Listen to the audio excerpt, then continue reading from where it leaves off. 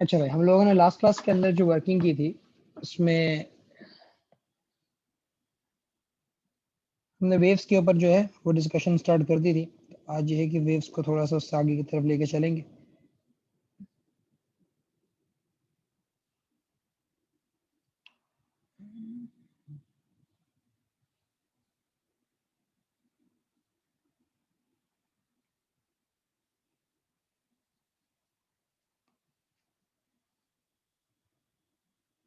मैंने आप लोगों को वेव्स में जो आखिरी चीज कराई थी वो मेरे ख्याल से फेज का कॉन्सेप्ट था।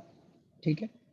और फेज एंगल, फेज डिफरेंस, ये तमाम चीजें हमारी हो गई थी और वेव स्पीड तक जितना मुझे याद पड़ रहा है हमने मामला जो है वो मुकम्मल कर लिया था। ऐसा मैं देख लूंगा, मेरे पास शायद उसकी रिकॉर्डिंग पड़ी हुई है, अगर होती है तो मैं सेंड कर दूंगा।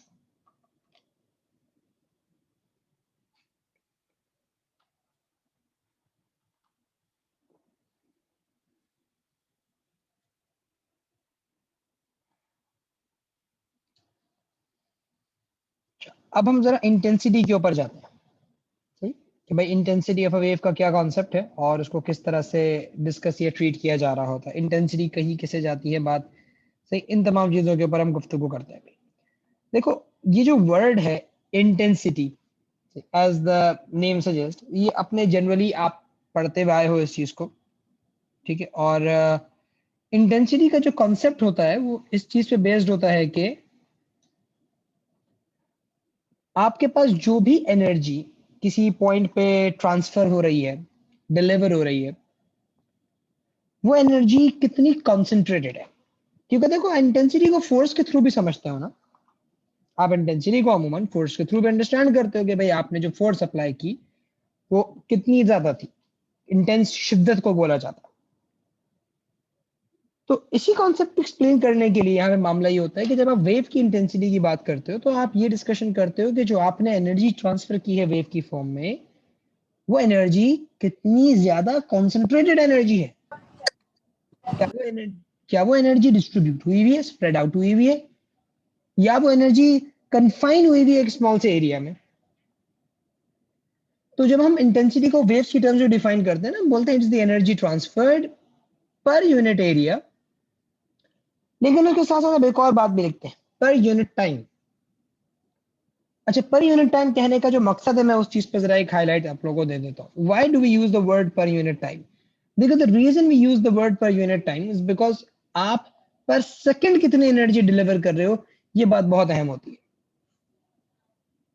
आप जो है पर सेकंड कितनी एनर्जी डिलीवर करने का काम कर रहे हैं, ये बात बहुत अहम होती है, क्योंकि एनर्जी वेव्स की फॉर्म में बेटा कंटिन्यूअस आ रही होती है। एनर्जी वेव्स फॉर्म में कंटिन्यूअस ट्रेवल कर रही होती है और कंटिन्यूअसली उस सरफेस पे इंसिडेंट हो रही होती है।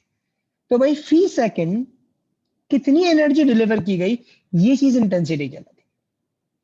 पर सेकंड कितनी एनर्जी डिलीवर की गई, इस चीज को आप इंटेंसिटी बोलते हैं। तो intensity is the energy per unit area पर यूनिट टाइम, या पावर पर यूनिट एरिया। इन दोनों बातों में से किसी एक तरीके से आप इसको समझ सकते हो। पावर पर यूनिट एरिया इस वजह से क्योंकि भाई एनर्जी अपॉन टाइम जो है वो पावर होती है, तो उसे पावर पर यूनिट एरिया भी बोल सकते हैं। ऐसा यूनिट वॉट्स पर मीटर स्क्वायर। तो ये इंटेंसिटी का बेसिक कॉन्सेप्ट है कि कितनी एनर्जी आपने डिलीवर की और कितने एरिया पे वो एनर्जी ट्रांसफर हुई है पर सेकेंड। जैसे प्रेशर का कॉन्सेप्ट होता है, प्रेशर भी एक तरह से इंटेंसिटी ही है कि फोर्स की इंटेंसिटी कितनी है, फोर्स कितनी ज्यादा इंटेंस है, कि आप जो फोर्स अप्लाई कर रहे हैं वो कॉन्सेंट्रेटेड है या डिस्ट्रीब्यूटेड है। जो कि आप इस बात का ध्यान रखते हैं कि भाई जो पिन्स वगैरह होती हैं उसमें आप अगर फोर्स अप्लाई करते हो तो वो सारी फोर्स एक छोटे से पॉइंट पे कॉन्सेंट्रेट हो जाती है। इसकी वजह से इफेक्ट क्या होता है भाई, इंटेंसिटी बढ़ जाती है फोर्स की।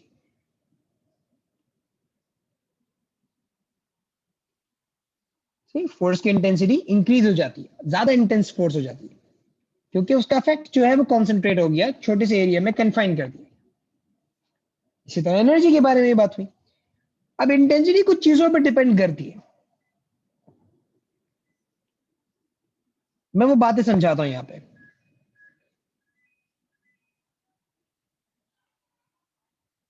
वेव की इंटेंसिटी तीन चीजों से अफेक्ट होती है।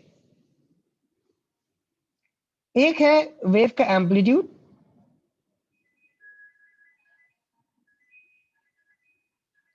सही, एक आपके पास आ गया वेव का एम्पलीट्यूड। दूसरा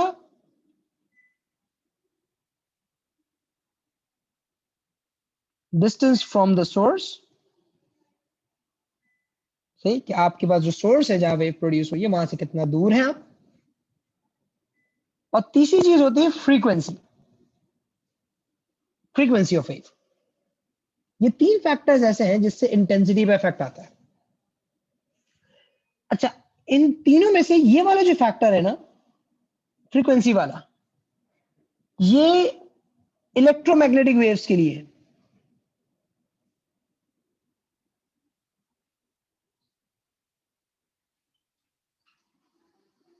ये जो आपके पास फैक्टर है ये इलेक्ट्रोमैग्नेटिक वेव्स के ऊपर आता है। तो ये ज्यादातर A2 के अंदर डिस्कस किया जाता है कि intensity of the wave is directly proportional to the frequency of your electromagnetic radiation. तो उसमें जो गामा रेज होती हैं आपकी, उनकी फ्रीक्वेंसी सबसे ज्यादा होती है, तो दे आर मोर इंटेंस,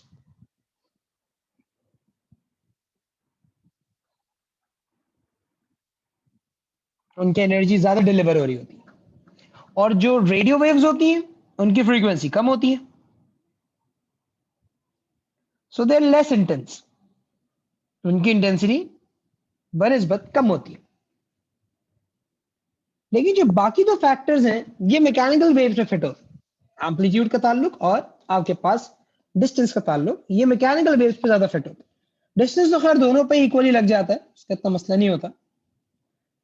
लेकिन एम्पलीट्यूड का ताल्लुक मैकेनिकल वेव्स पे आता है, क्योंकि वेव्स कितनी हाई या कितनी लो है ये चीज डिसाइड करती है कि उसमें वेव में एनर्जी कितनी भरी हुई है। क्योंकि आपको इस बात का पता है कि भाई जितनी ऊंची वेव आएगी उतनी ज्यादा एनर्जेटिक वेव होगी।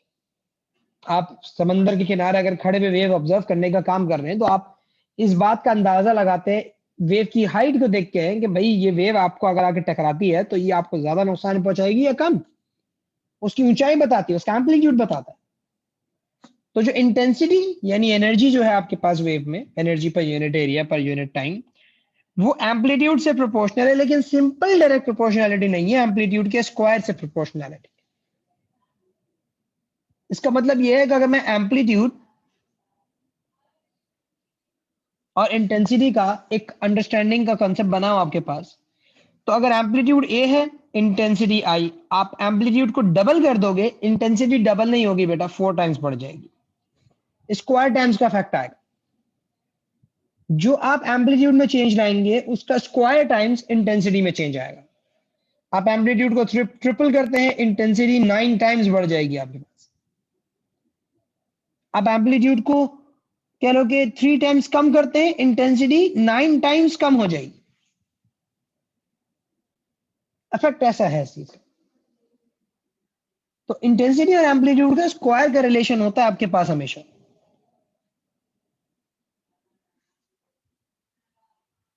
और जब भी आप प्रोपोर्शनैलिटी का साइन हटाते हैं एक कांस्टेंट लगता है। तो अब आप इसको कह सकते हैं कि I1 upon A1 square equals I2 upon A2 square.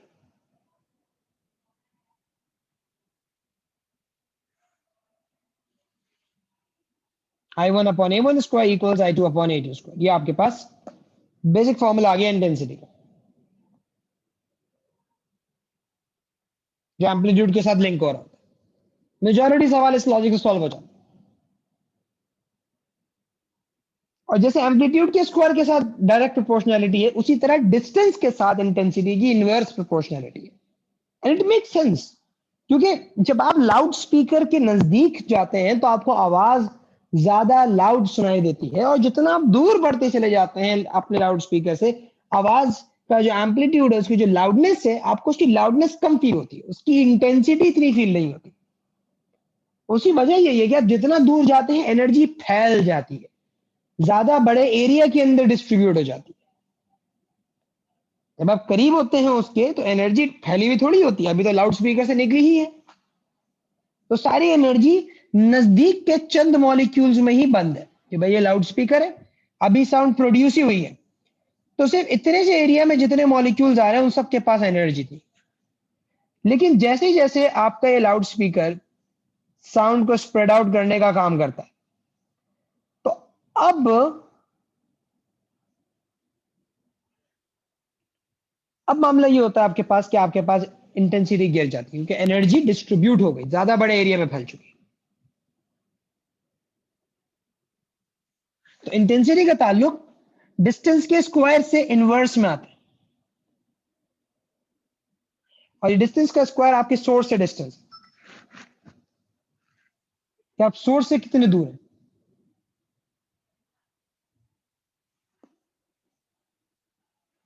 तो इसकी भी प्रोपोर्शनैलिटी का अगर आप अंदाजा लगाएं,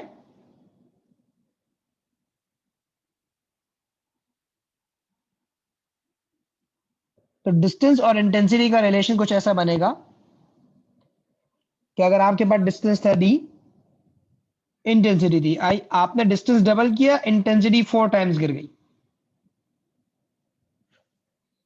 आप डिस्टेंस ट्रिपल करेंगे, इंटेंसिटी 9 टाइम्स गिर जाएगी।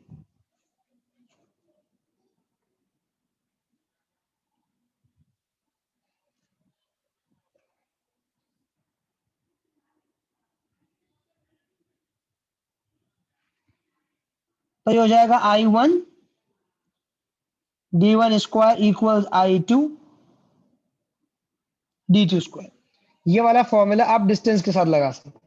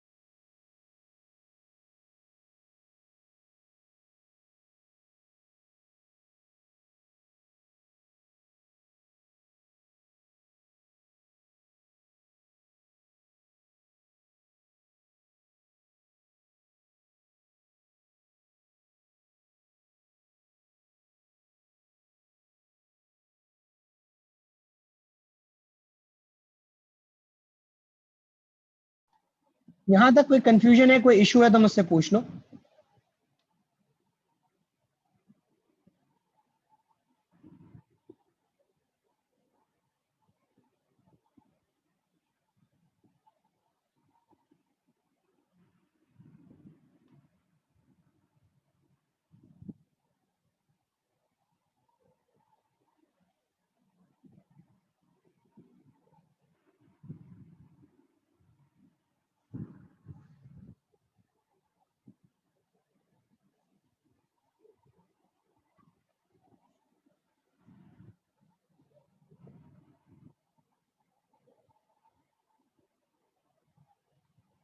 बट इंटेंसिटी तो आपके पास सिंपल यही है ना, कि कितनी एनर्जी एक पॉइंट पे कॉन्सेंट्रेट हुई है। शिद्दत बोले जाती है, एनर्जी की शिद्दत कितनी है।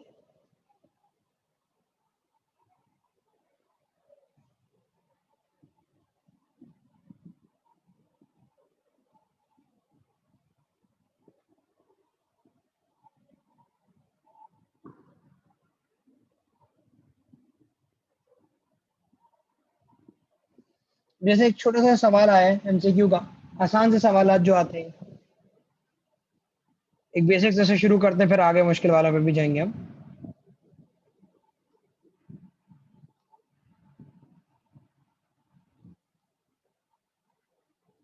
देखिए सिलसिला ये है कि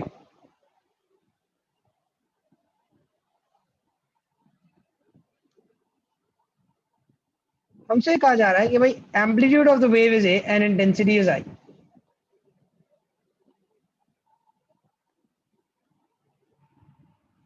एम्पलीट्यूड ए है, इंटेंसिटी आई है। एम्पलीट्यूड कितना होगा अगर इंटेंसिटी को डबल कर दीजिए, मतलब अगर इंटेंसिटी डबल होती है तो एम्पलीट्यूड कितना हो जाएगा। तो भाई हमने इंटेंसिटी और एम्पलीट्यूड का भी फॉर्मूला पढ़ा था। इंटेंसिटी एम्पलीट्यूड के स्क्वायर से प्रोपोर्शनल है, तो हो जाएगा I1 upon A1 square equals I2 upon A2 square. तो भाई जब इंटेंसिटी आई थी, एम्पलीट्यूड था ए, इंटेंसिटी डबल कर दी गई है। पूछा जा रहा है अब जो एम्पलीट्यूड है वो कितना होगा, A2 मांगा जा रहा था। आपने सिंप्लीफाई किया इसको, A2 square equals to 2i multiply by A square upon i, ये से कैंसिल हो गया। A2 हो जाएगा आपके पास 2a स्क्वायर, आपने रूट ले लिया, A2 equals under root 2a।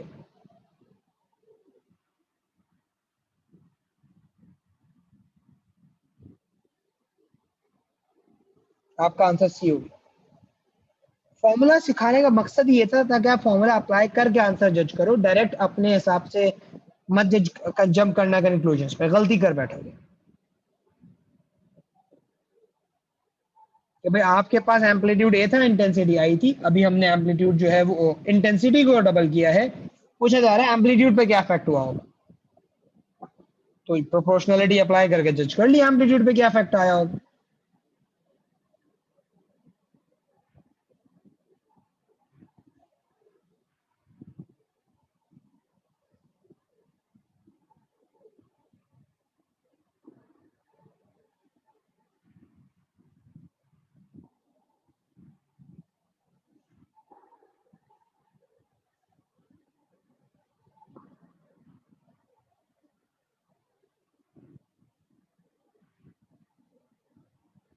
Phase के सवाल तो मैंने आप लोगों को करवा दिए थे।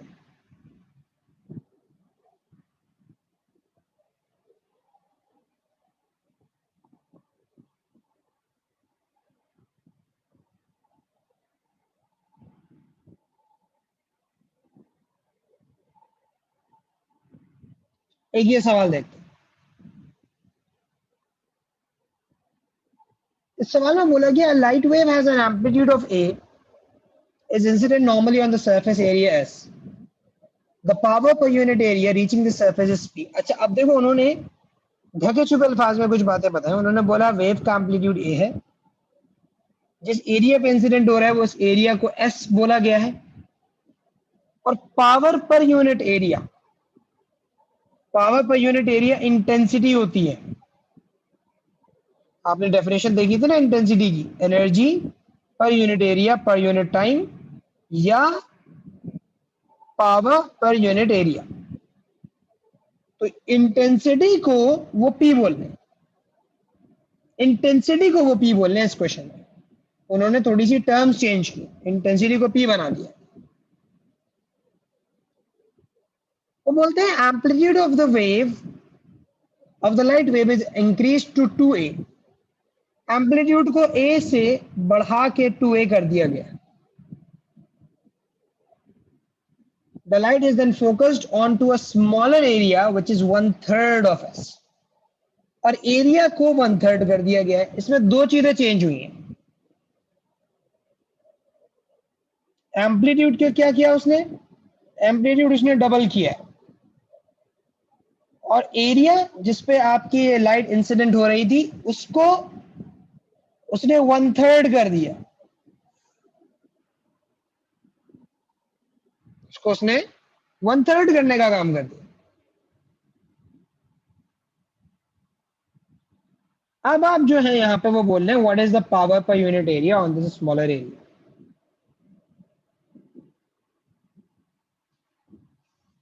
कि इंटेंसिटी अब कितनी हो चुकी होगी,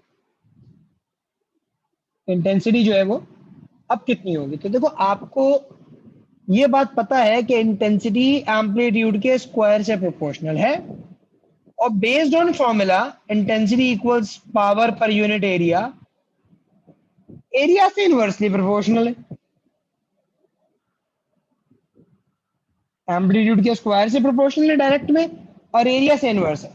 तो मैं ये कहता हूं कि भाई अगर मुझे न्यू इंटेंसिटी चाहिए तो मेरी प्रीवियस इंटेंसिटी में कुछ n टाइम्स होगा।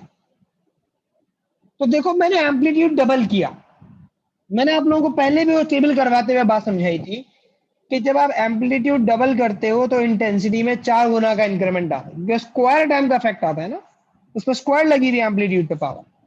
तो अब जो कुछ करेंगे एम्पलीट्यूड के साथ इंटेंसिटी पे, उसका स्क्वायर टाइम्स का इफेक्ट आएगा, क्योंकि आप अगर एम्पलीट्यूड को डबल करते हो उस पर स्क्वायर लगा हुआ है, ये 2 2 4 ए स्क्वायर हो जाएगा। तो यहां पे भी क्या हुआ है भाई, आपने एम्पलीट्यूड डबल किया है। जब आपने एम्पलीट्यूड डबल किया तो इंटेंसिटी 4 टाइम्स बढ़ गई। अच्छा, फिर आपने एक और काम किया, ये जो था ये एम्पलीट्यूड का इफेक्ट। फिर आपने एक और काम किया, अब आपने एरिया को 3 टाइम्स कम किया। आप यहां पे देख सकते हैं कि एरिया के साथ इंटेंसिटी का इनवर्स का रिलेशन है।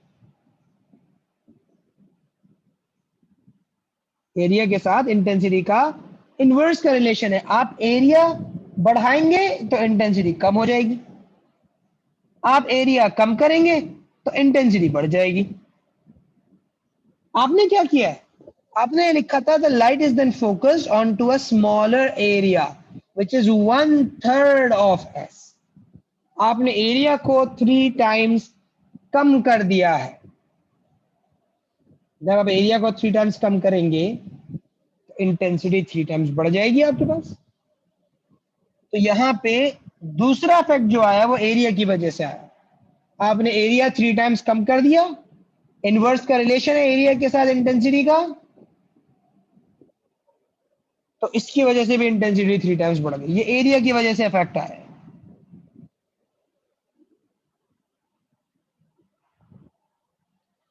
अब आप यहां पे इसका कंबाइंड इफेक्ट ले आओ।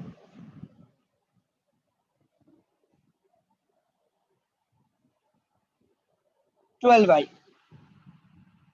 मतलब आपकी जो इंटेंसिटी है वो 12 टाइम्स बढ़ गई होगी। यहाँ पे क्वेश्चन में इंटेंसिटी को पी से शो किया जा रहा था, तो आपके पास यहाँ पे ये 12 आ जाएगा।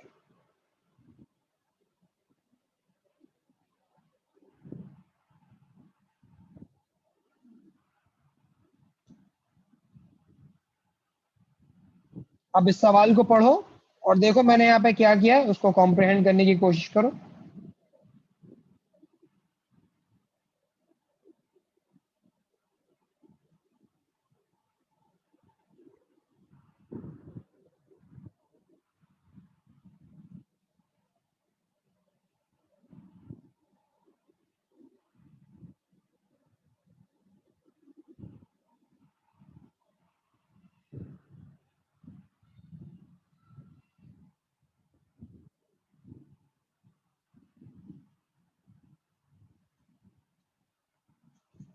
ठीक है, उसने दो बातें बताई थी, हमने दोनों का इफेक्ट इंटेंसिटी पे डाल के देखा। उसने पहली बात क्या बोली भाई, एम्पलीट्यूड ए से बढ़ा के 2a कर दिया गया और दूसरा एरिया 1/3 कर दिया गया। तो एक चीज बढ़ाई गई, अगली चीज कम की गई। हमने ये देख लिया कि भाई किसका इफेक्ट इंटेंसिटी पे क्या पड़ता है। हमें यह नजर आया कि भाई इंटेंसिटी एम्पलीट्यूड के स्क्वायर से प्रोपोर्शनल थी। एम्पलीट्यूड डबल करने से इंटेंसिटी बढ़ेगी। कितनी बढ़ेगी, 4 टाइम्स बढ़ जाएगी, क्योंकि स्क्वायर का इफेक्ट डालना है। और एरिया के साथ इनवर्स का रिलेशन है, एरिया कम होगा तो इंटेंसिटी उतनी ही टाइम बढ़ जाएगी। एरिया 3 टाइम्स कम हुआ, इंटेंसिटी 3 टाइम्स बढ़ गई। तो मैंने एक दफा इफेक्ट डाला एम्पलीट्यूड का, एक दफा इफेक्ट डाला एरिया का, और उसका फाइनल आंसर यहां लिख दिया। अब अगर मैं एक सवाल आप लोगों को बोलता हूं कि यार आप इसका खुद जवाब निकालने की कोशिश करो, सही। मैं सवाल ये देता हूं कि भाई इंटेंसिटी आई थी जब एरिया ए था और एम्पलीट्यूड भी ए था, सही। ये एरिया था आपका, ये एम्पलीट्यूड है आपका, और ये इंटेंसिटी है आपके पास। मैं बोलता हूं मैंने एरिया को डबल किया है और एम्पलीट्यूड को भी डबल किया है, सही है। इंटेंसिटी पे क्या इफेक्ट होगा मुझे पता लगाना है।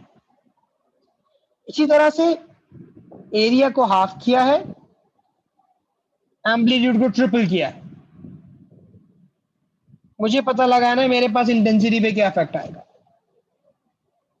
और एरिया को 3 टाइम्स कम किया है, एम्पलीट्यूड को भी मैंने 3 टाइम्स कम किया है। मुझे देखना है भाई इंटेंसिटी पे क्या इफेक्ट होगा। अभी जो हमने पीछे सॉल्व किया था आप उसे देख सकते हो सॉल्यूशन को कि मैंने दोनों की प्रोपोर्शनैलिटीज लिखी, जिसका जो इफेक्ट था उस नंबर से मल्टीप्लाई या डिवाइड करवाया गया। अगर इंक्रीजिंग का इफेक्ट था तो मल्टीप्लाई करवाया गया, अगर डिक्रीजिंग का इफेक्ट था तो मैं डिवाइड करवाऊंगा।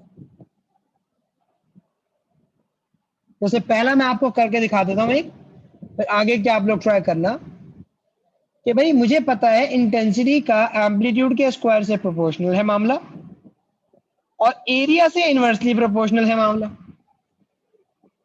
तो मैं अगर एरिया डबल करता हूं, मुझे न्यू इंटेंसिटी चाहिए, वो ओल्ड इंटेंसिटी की कुछ n टाइम्स होगी, तो मैं अगर एरिया डबल करता हूं, मुझे पता है एरिया के साथ इनवर्स का रिलेशन है ना, एरिया 2 टाइम्स इंक्रीज होगा, इंटेंसिटी 2 टाइम्स कम हो जाएगी, तो मैं इसको डिवाइड बाय 2 कर सकता हूं।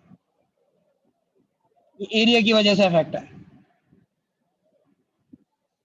फिर एम्पलीट्यूड का, एम्पलीट्यूड डबल किया गया, आपको पता है एम्पलीट्यूड का स्क्वायर के साथ का रिलेशन है, आप एम्पलीट्यूड में जो इफेक्ट डालोगे इंटेंसिटी में उसका स्क्वायर का फर्क पड़ेगा। अब एम्पलीट्यूड को डबल करेंगे, इंटेंसिटी 4 टाइम्स बढ़ जाएगी आपके पास। अब आप यहां से इसको सिंप्लीफाई कर दो,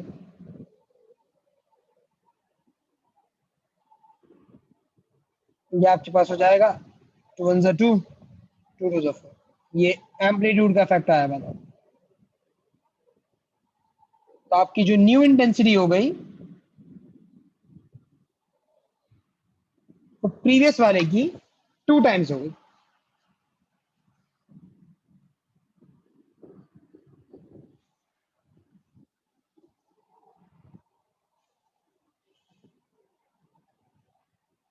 ये क्वेश्चन 24 ही तक एक्सप्लेन किया है अभी मैंने, ये और क्या है, उसमें बस पैरामीटर्स डिफरेंट थे, उसमें एरिया को 3 टाइम कम किया था, एम्पलीट्यूड को डबल किया था। मैंने इस बार और मजीद क्वेश्चंस बना के दे दिए, तो अगर एरिया डबल करूं और एम्पलीट्यूड भी डबल करूं तो क्या इफेक्ट होगा। इसी तरह से नीचे के 2 ऑप्शन है उनको ट्राई करो और मुझे बताओ उसका क्या आंसर होना चाहिए, और ये आंसर मुझे सबसे चाहिए।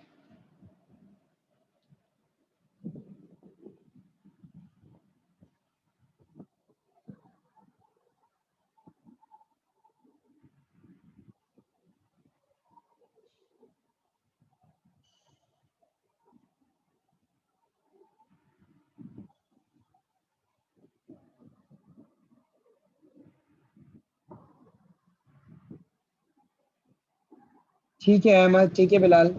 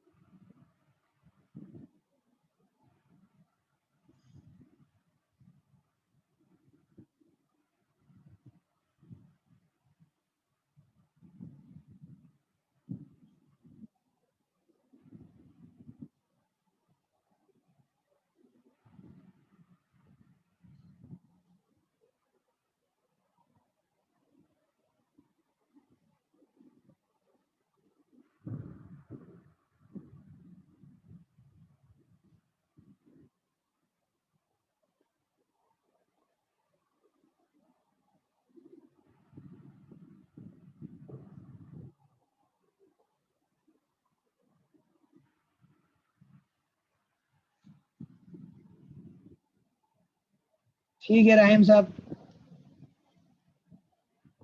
रहीम साहब थोड़ी सी गड़बड़ हो सकती है उसके अंदर।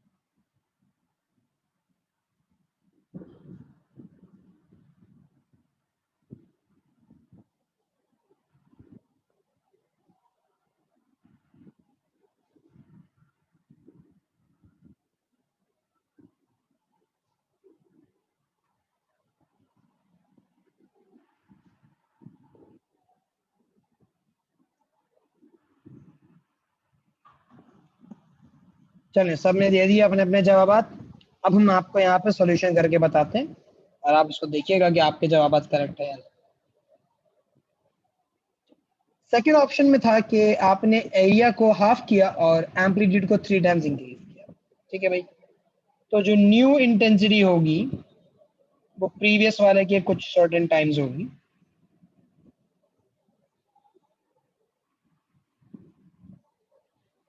मैं एरिया को हाफ कर रहा हूं, यानी एरिया को कम कर रहा हूं, तो इंटेंसिटी बढ़ेगी और 2 टाइम्स ही बढ़ेगी।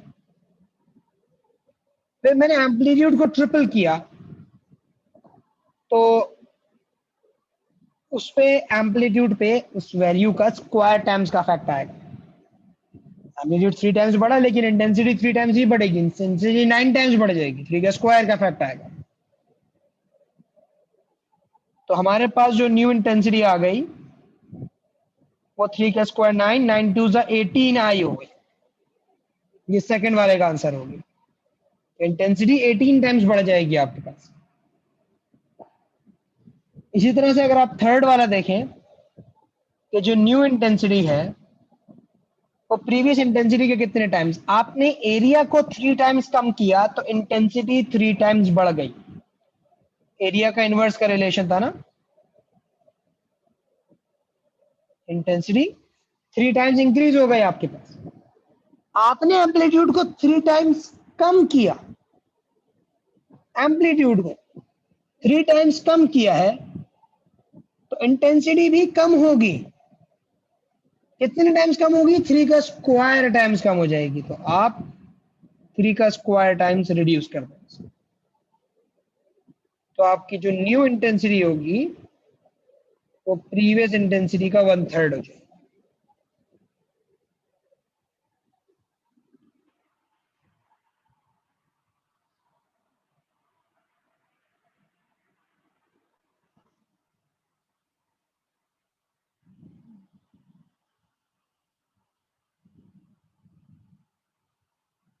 इस तरह के सवाल आ सकते हैं आपके।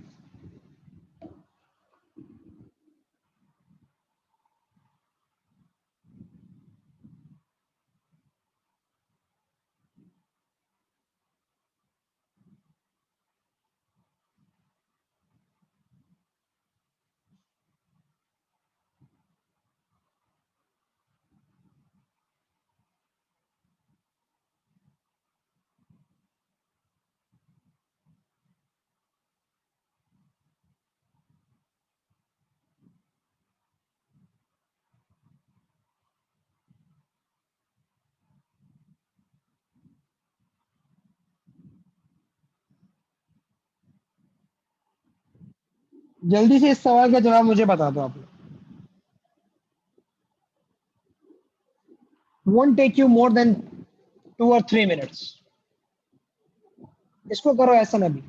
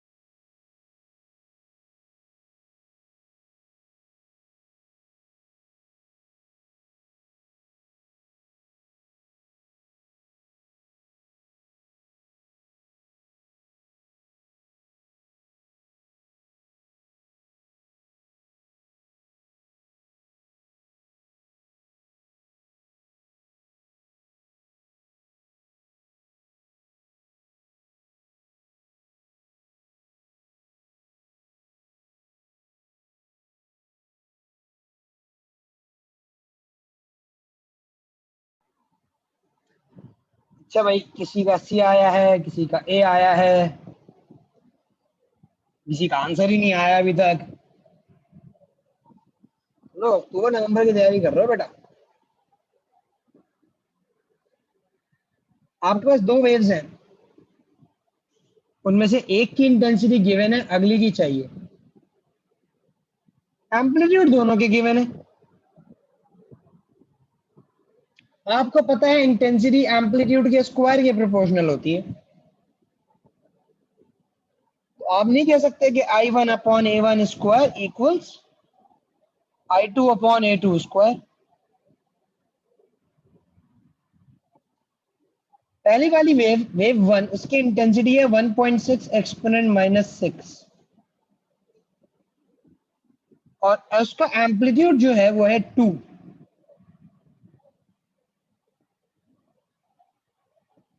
आपको नई वाली वेव की इंटेंसिटी चाहिए, I2 चाहिए आपको,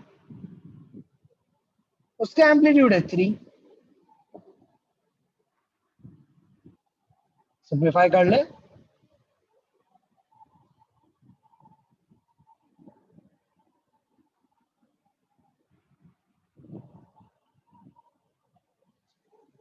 सी आंसर होगा।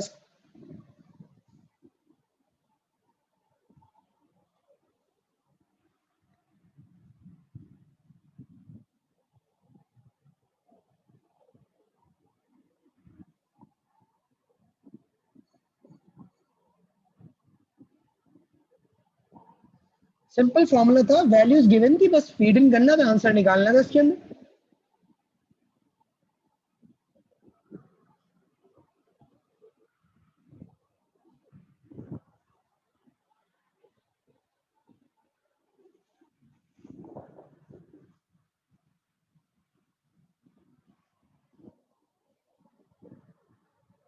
हाँ भाई, वेव 2 के बारे में क्या कह रहे हो राहिम? एरिया 3 ही है बेटा, इसका एम्पलीट्यूड ही है। I is directly proportional to A square में स्मॉल ए एम्पलीट्यूड को शो किया जाता है, एरिया थोड़ी है। एरिया के साथ तो इंटेंसिटी का इनवर्स का रिलेशन होता है, वो कैपिटल ए से शो करते हो आप।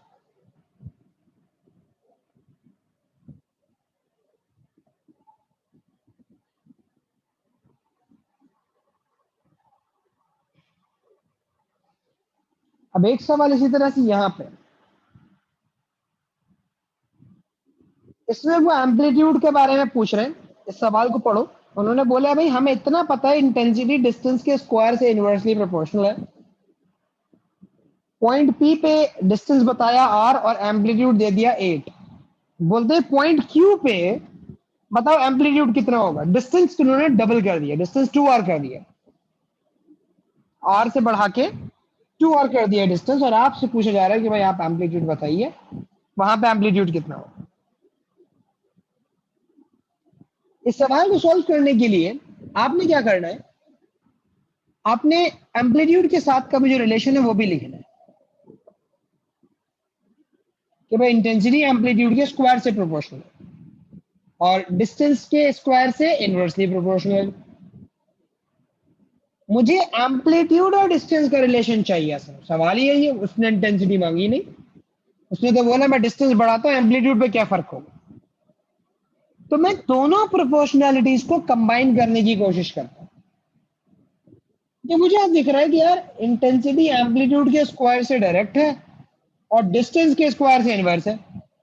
अगर मैं इन दोनों को मर्ज कर दूं तो मैं कह सकता हूं एम्पलीट्यूड का स्क्वायर डिस्टेंस के स्क्वायर से इनवर्स है। ये ऐसी मिसाल है ना भाई, इंटेंसिटी एम्पलीट्यूड के स्क्वायर से डायरेक्ट है और इंटेंसिटी डिस्टेंस के स्क्वायर से इनवर्स है। तो आपको पता है ये प्रोपोर्शनैलिटी आई के साथ है, तो आप उसको उठा के इसकी जगह लिख सकते हैं। ये ऐसी है जैसे इक्वेशन में सब्स्टिट्यूशन करते थे, मैंने प्रोपोर्शनैलिटी में सब्स्टिट्यूशन कर दी, यहाँ पे आई की जगह ए स्क्वायर लिख दिया। इससे मुझे फायदा ये हुआ कि मेरे पास जो कहने आप इंटेंसिटी का फैक्टर था वो खत्म हो गया, अब सिर्फ एम्पलीट्यूड और डिस्टेंस का आपस में रिलेशन बन गया। बस अब आप यहाँ पे प्रोपोर्शनैलिटी का साइन हटाएं ये हो जाएगा a1 x1 equals a2 x2, और स्क्वायर तो लगा पाता, दोनों तरफ रूट भी ले लो तो खत्म हो जाएगा ये।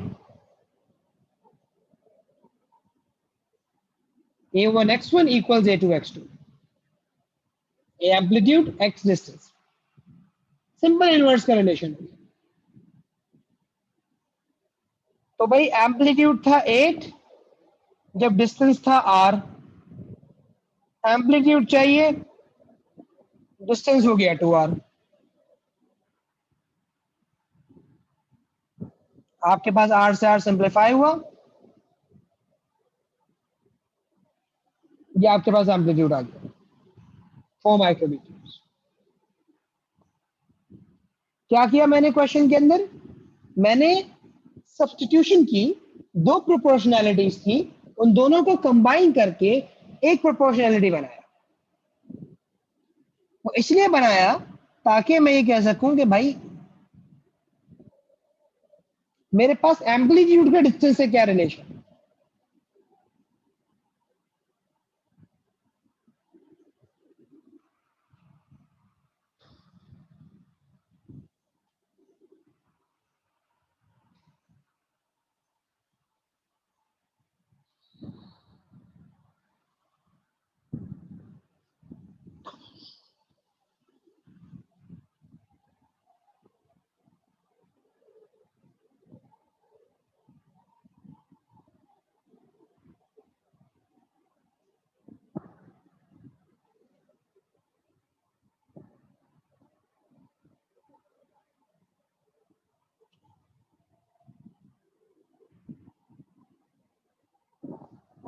अब हम आ जाते हैं डॉपलर्स इफेक्ट पे। Before explaining you the Doppler's effect, I would ask you guys to give this slide a read, ताकि जो आपने पहले डॉपलर्स इफेक्ट पढ़ा हुआ है वो थोड़ा सा आपके जहन में रिकॉल हो। मैं एक आइडिया देता हूं खाली, डॉपलर्स इफेक्ट असल में फ्रीक्वेंसी ऑफ द वेव में जो शिफ्ट आता है ना मूवमेंट की वजह से, उसे कहा जाता है। इसकी सबसे ज्यादा कॉमन एग्जांपल्स जो दी जाती हैं वो एम्बुलेंस की दी जाती है, जब एम्बुलेंस आपके पास से गुजरती हुई जाती है, या सायरन बजाती हुई गाड़ी, या हॉर्न बजाती हुई कोई गाड़ी आपके पास से गुजरती हुई जाती है, तो आपको उसकी आवाज में, उसकी फ्रीक्वेंसी में ना एक फर्क नजर आता है। लाउडनेस में तो होता है, खैर लाजमी बात है, वो आपकी तरफ आ रही थी फिर आपसे दूर जा रही है, उसके अलावा भी आपको एक डिफरेंस फील होता है। जैसे आवाज भारी थी पतली हो गई, पतली थी भारी हो गई, आवाज की टोन में डिफरेंस फील होता है आपको, उस फिनोमेना को डॉपलर्स इफेक्ट कहा जाता है।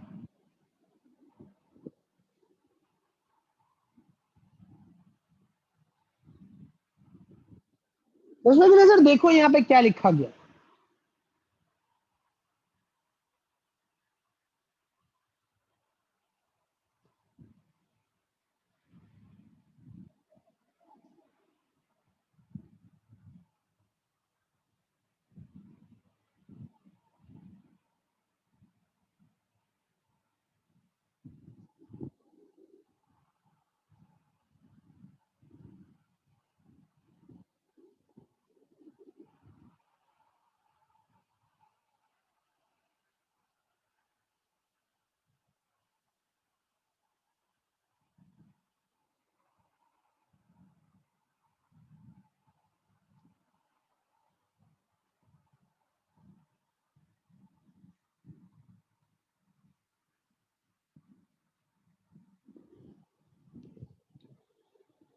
अब आपने इसको थोड़ा सा पढ़ा होगा तो आपको अंदाजा हुआ होगा कि भाई ये चीज जो है, ये है the change in the apparent frequency of the wave. Apparent मतलब वो फ्रीक्वेंसी जो आप ऑब्जर्व कर रहे हैं, जो आपको अपेयर हो रही है। The change in the apparent, you observed frequency of the wave as the source moves relative to observer. आपकी साउंड या वेव जो प्रोड्यूस करने वाली सोर्स है, जब वो ऑब्जर्वर के रिलेटिव मूव करती हुई जाएगी, रिलेटिव का मतलब या तो उसे अप्रोच करेगी या उससे दूर जा रही होगी। सही, रिलेटिव मोशन का मतलब ही होता है कि आप अगली चीज के या तो नजदीक आ रहे हैं या उससे दूर जा रहे हैं। तो अगर आपकी सोर्स ऑब्जर्वर के रिलेटिव मूव करे उसकी वजह से जो वेव की फ्रीक्वेंसी में शिफ्ट आता है, जो डिफरेंस क्रिएट होता है, उसको डॉपलर्स इफेक्ट कहा जाता है। और ये सिर्फ साउंड के लिए नहीं है। अक्सर लोगों के जहन में होता है कि डॉपलर्स इफेक्ट सिर्फ साउंड का फैक्टर है, साउंड में अप्लाई हो सकता है और कहीं नहीं हो सकता। ये कोई हार्ड एंड फास्ट कोई रॉकेट साइंस नहीं है, ऐसा कुछ नहीं। डॉपलर्स इफेक्ट हर जगह एप्लीकेबल है, हर वेव पे एप्लीकेबल है, इवन इलेक्ट्रोमैग्नेटिक वेव्स पे एप्लीकेबल है। लाइट, रेडियो वेव्स, माइक्रोवेव, उस तक पे लगाया जा सकता है।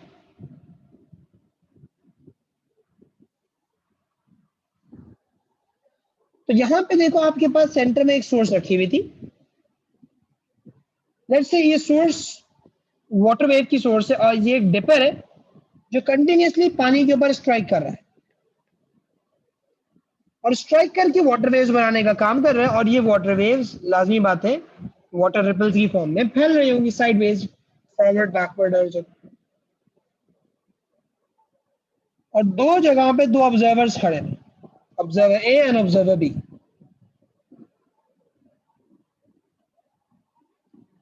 दोनों ऑब्जर्वर्स को जो वेव्स रिसीव हो रही होंगी उनमें एक सडन गैप होगा। ये गैप क्यों आया भाई? क्योंकि एक दफा स्ट्राइक करने के बाद थोड़ा सा टाइम गैप रहा होगा दोबारा डिपर को स्ट्राइक करने में। तो जो क्रस्ट बने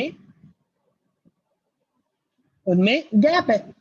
तो जो ऑब्जर्वर बी है, ऑब्जर्वर ए है, उनको जो वेव फ्रंट्स रिसीव हो रहेंगे एक सर्टेन टाइम गैप से रिसीव हो रहे होंगे कि भाई 1 सेकेंड अपार्ट, एक एक सेकंड के फर्क से आपको वेव्स रिसीव हो रही हैं।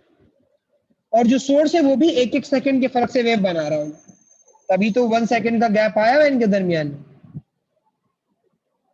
तो जिस रेट पे आपका ऑसिलेटर ऑसिलेट कर रहा है उसी रेट पे जो ऑब्जर्वर्स हैं वो वेव रिसीव करने का काम कर रहे हैं। टाइम में कोई फर्क नहीं है, जो टाइम इंटरवल है, जो गैप है, उसमें कोई डिफरेंस नहीं है, सेम आपको नजर आ रहा है।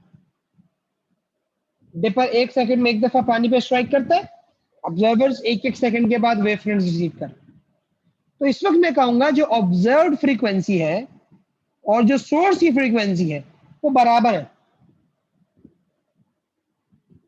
जो ऑब्जर्व किया जा रहा है और जो असल फ्रीक्वेंसी है वो एग्जैक्टली सेम है, कोई फर्क नहीं है। लेकिन जब हमारी सोर्स ऑब्जर्वर के रिलेटिव मूव करना शुरू कर देती है, लेट्स से पानी पे जो डिपर स्ट्राइक कर रहा था वो बी की तरफ मूव करना शुरू हो गया। अब जब वो बी की तरफ मूव करना शुरू करेगा तो अब जो वेव रिपल्स बनेंगी वो बी की तरफ एक्यूमुलेट हो जाएंगी, क्योंकि डिपर बी की तरफ बढ़ता जा रहा है और वहां पे वेव्स बनाने का काम कर रहा है। कि वे पहली वेव बनी, अगली वेव थोड़ा सा आगे जाके बनी, तो क्या हुआ, जो बी वाली साइड है वहां पे गैप हो गया कम, कि वो बी की तरफ बढ़ के उसने दूसरी वेव बनाई ना। पहले तो अपनी जगह पे स्टेशनरी था तो गैप सेम चल रहे थे, अब गैप सेम नहीं होगा, अब बी वाली साइड पे गैप कम होगा क्योंकि सोर्स बी की तरफ मूव कर रही है, और ए वाली साइड पे गैप ज्यादा होगा बनिस्बत, क्योंकि वो ए से दूर जा रहा है। तो नतीजा क्या हुआ कि जो ये वेव फ्रंट्स आपके पास इस ऑब्जर्वर तक पहुंच रहे हैं, जो इनमें टाइम का इंटरवल होगा वो time interval actual oscillating time से कम होगा, because they close together ना। 1 सेकंड में हो सकता है तीनों ही आ जाए, बने तो 3 सेकंड के अंदर है लेकिन एक दूसरे से क्योंकि नजदीक बनाए गए हैं और बहुत करीब करीब ट्रैवल कर रहे हैं, तो होगा क्या कि जैसे ही ये क्रॉस करेंगे तो इतने नजदीक है कि ऐसा लगेगा कि ऑब्जर्वर को 1 सेकंड में तीनों ही गुजर गए 1 सेकंड के इंटरवल। तो बी को जो टाइम ऑब्जर्व हो रहा होगा वो टाइम असल टाइम से, जो आपका एक्चुअल ऑसिलेटिंग टाइम है, उससे कम होगा।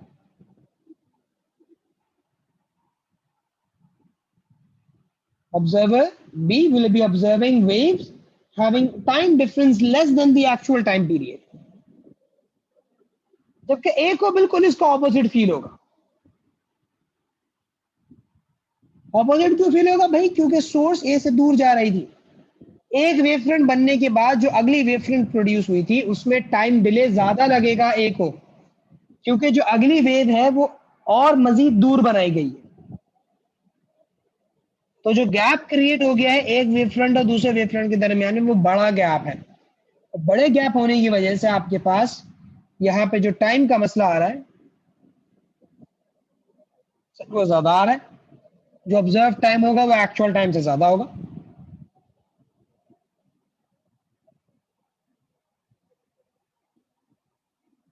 बिल्कुल राहिम ये कह सकते हो,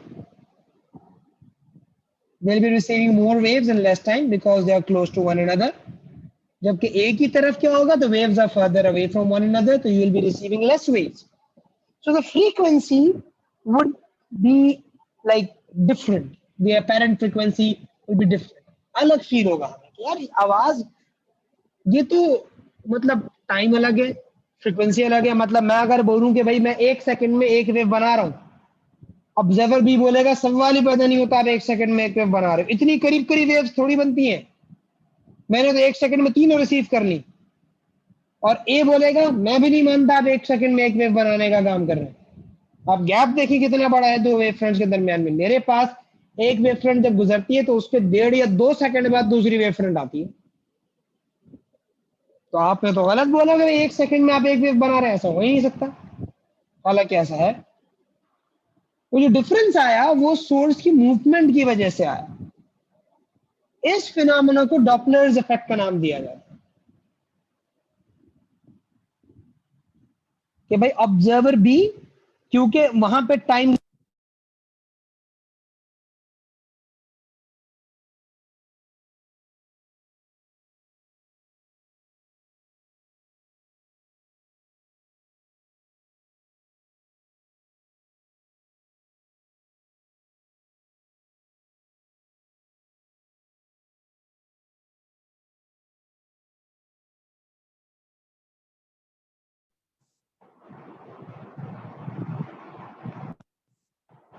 observer B will be observing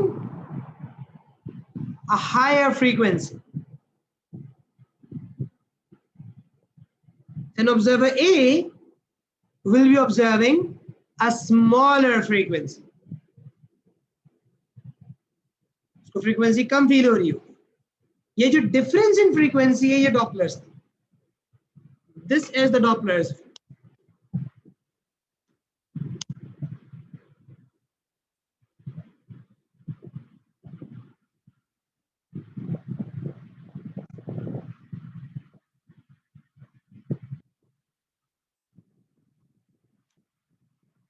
हम ये बात देखते हैं कि जब हमारे पास अप्रोच का केस होता है तो अप्रोच के केस में ऑब्जर्व फ्रीक्वेंसी सोर्स से ज्यादा होती है।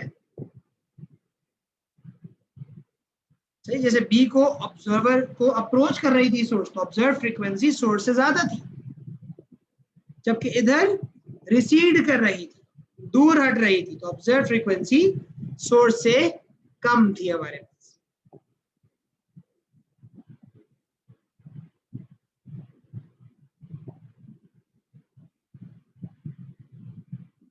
क्योंकि अप्रोच में टाइम कम लगा, फ्रीक्वेंसी ज्यादा, रिसीड में टाइम ज्यादा लगा तो फ्रीक्वेंसी कम।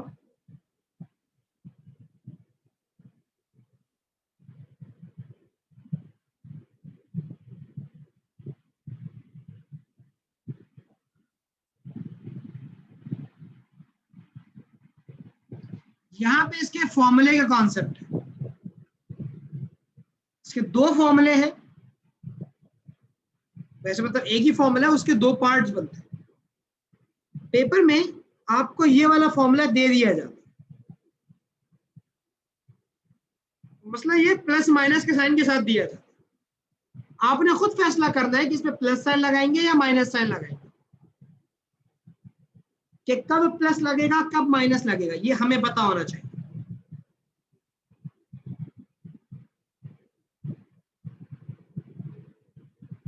अच्छा, अब इसमें क्या चीज, कौन सा पैरामीटर है, एफ ओ जो है बेटा वो ऑब्जर्व्ड फ्रीक्वेंसी,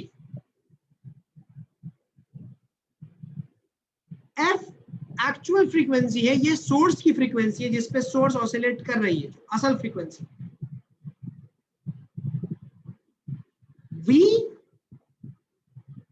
और नीचे दोनों मौजूद है।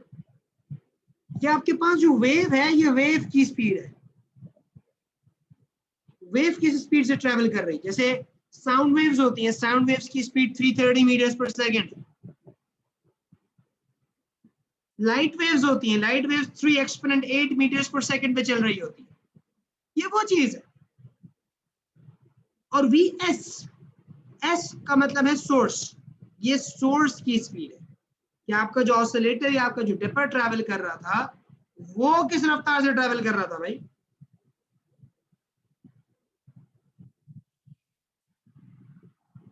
कि अगर लाउड स्पीकर लगा दिया गया है और लाउड स्पीकर एक ऑब्जर्वर की तरफ जा रहा है, तो लाउड स्पीकर की अपनी क्या स्पीड है? वो दैट इज वी एस।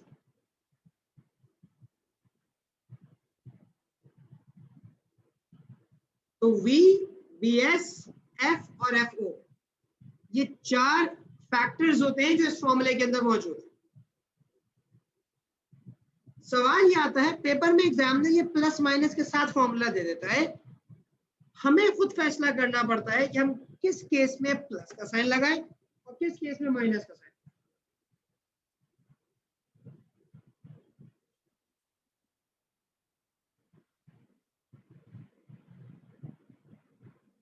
देखो प्लस का साइन कब लगता है या माइनस का साइन कब लगता है, इसको देखने के लिए ये चीज याद रखना कि अप्रोच और रिसीड, इन दोनों में किस वक्त में ज्यादा फ्रीक्वेंसी ऑब्जर्व होती है और किस वक्त कम।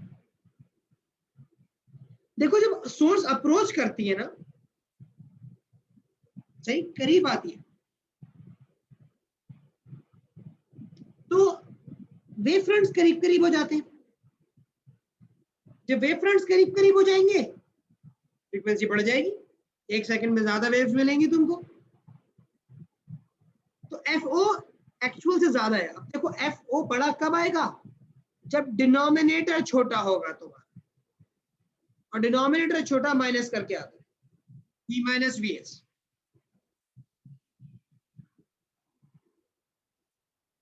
एफ ओ बड़ा तब आएगा जब डिनोमिनेटर छोटा होगा। डिनोमिनेटर छोटा कब होगा? जब आप सब्ट्रैक्शन करने का काम करें।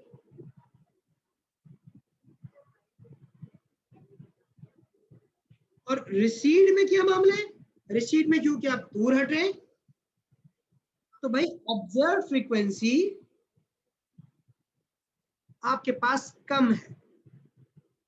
वेव फ्रंट्स दूर दूर हो गए थे ना, ऑब्जर्व फ्रीक्वेंसी कम हो गई। अब अगर आपको एफ ओ की वैल्यू छोटी चाहिए, तो डिनोमिनेटर बड़ा करना पड़ेगा। कैसे होगा? प्लस कर।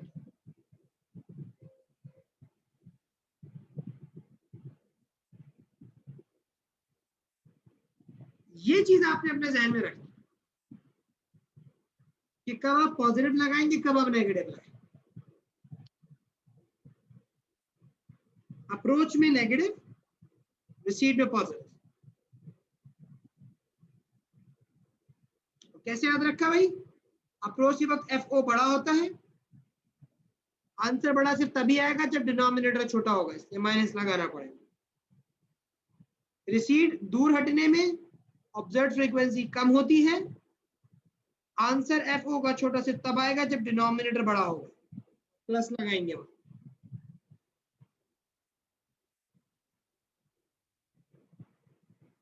फॉर्मूले को एक नजर देखो, फिर मैं एक आध दो सवाल करवा देता हूँ।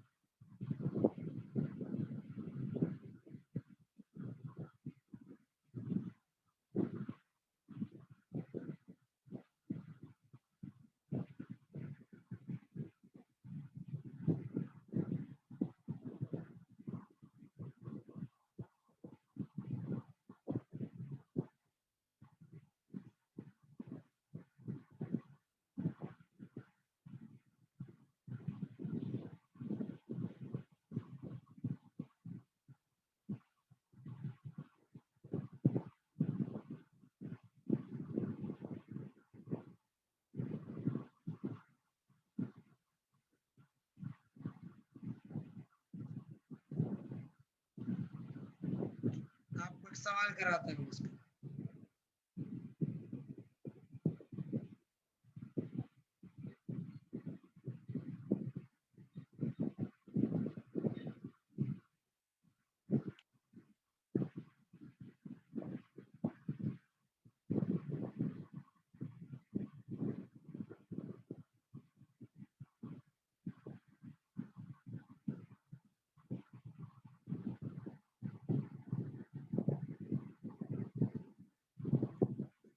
सवाल देखिए,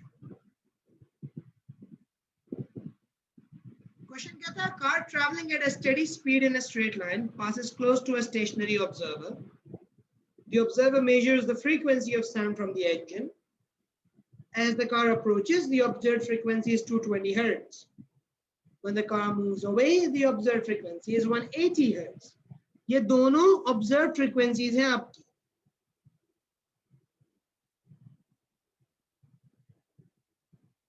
Speed of sound in air is 340. ये V आ गया। What is the speed of the car? वो आपसे VS मांग रहे हैं। What is the speed of the car? तो भाई मुझे पता है फॉर्मूला F observed का V upon V plus VS into F और V upon V minus VS into F।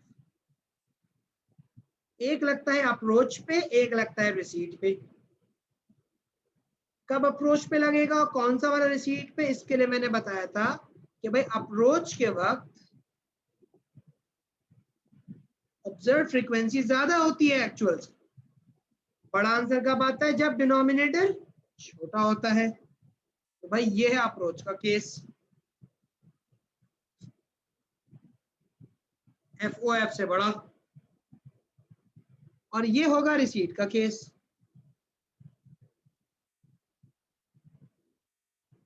FO जो है वो F से छोटा है।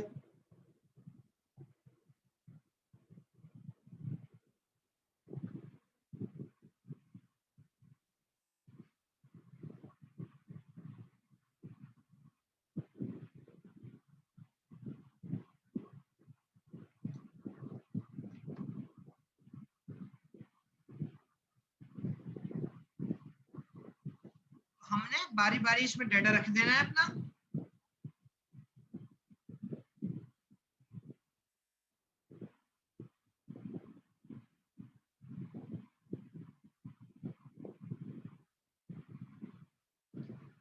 रिसीट के वक्त मुझे पता है मेरा FO छोटा है, तो मतलब 180 हर्ट्ज वाला जो केस है वो रिसीट का केस। मैं लिख सकता हूँ 180 equals to 340 upon 340 plus VS into F।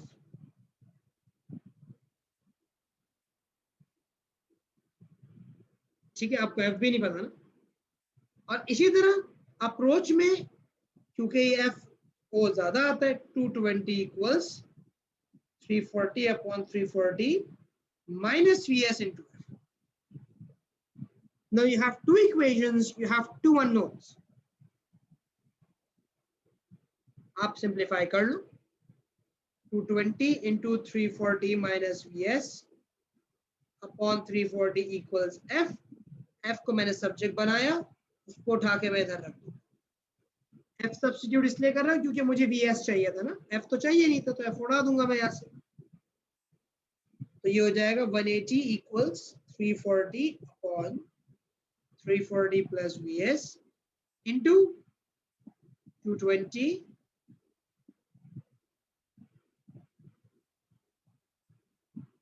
Upon 340। बस यहाँ से सिंप्लीफाई करना आपका काम है।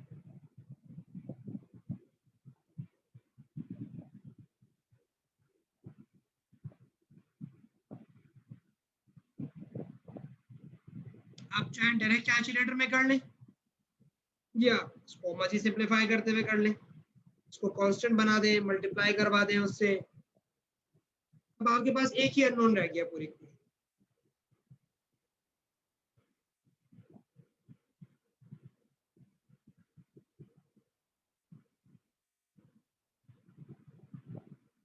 मैं इसको डायरेक्ट कैलकुलेटर पे सॉल्व करके बता देता हूँ।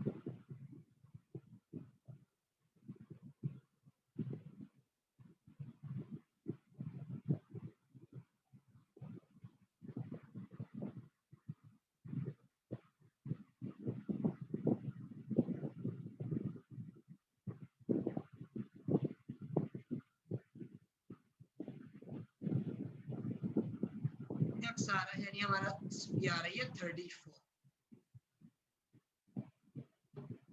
मतलब आपके पास जो सोर्स ट्रैवल कर रही थी कार, वो 34 मीटर पर सेकंड की स्पीड से ट्रैवल कर।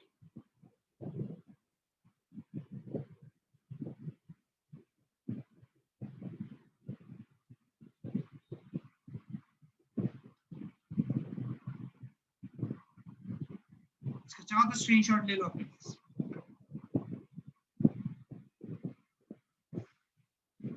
आज के लेसन हम यहीं तक रखेंगे। इंशाल्लाह नेक्स्ट क्लास के अंदर हम सुपरपोजिशन के ऊपर वर्किंग करना शुरू करेंगे।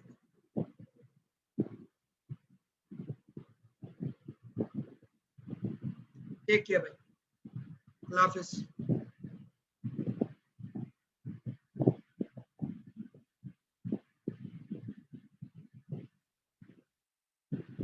मैं अपडेट कर दूंगा बेटा और रिकॉर्डिंग में ग्रुप पे डाल दूंगा।